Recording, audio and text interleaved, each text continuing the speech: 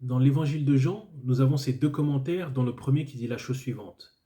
Jésus a fait encore en présence de ses disciples beaucoup d'autres miracles qui ne sont pas écrits dans ce livre.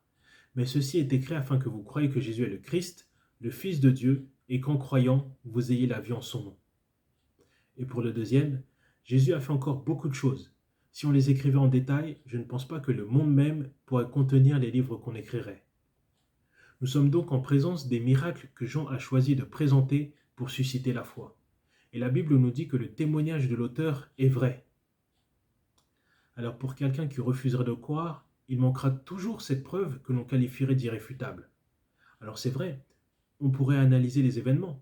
Et effectivement, aucun évangile nous rapporte que quelqu'un aurait aperçu Jésus sortir vivant du tombeau.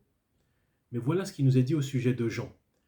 Alors qu'il se précipitait au tombeau avec Pierre, la Bible nous dit « il entra, il vit et il crut ». Pourtant, la seule chose qu'il a vue, ce sont des bandelettes. Avec les témoignages que nous avons dans les évangiles, la foi chrétienne tient ou tombe. Alors comment se fait-il que sur la simple base de ces témoignages que nous avons, des millions de personnes se tournent vers le Seigneur Jésus? Nous avons quelques pistes de réponse.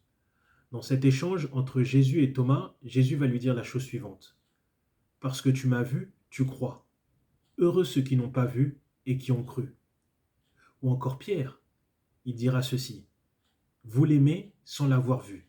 Sans le voir encore, vous croyez en lui et vous tressaillez d'une allégresse indicible et glorieuse, remportant pour le prix de votre foi le salut de vos âmes. » On pourra encore paraphraser l'apôtre Paul, qui dira ceci aux Corinthiens. « Si toutes ces choses ne sont que des inepties, alors nous sommes les plus malheureux de tous les hommes. »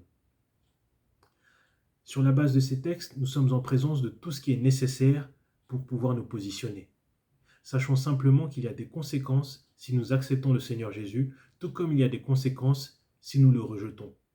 En matière de foi, c'est la responsabilité individuelle qui est engagée. Celui qui a le Fils a la vie. Celui qui n'a pas le Fils de Dieu n'a pas la vie. Faisons le bon choix. Tournons-nous vers le Seigneur Jésus.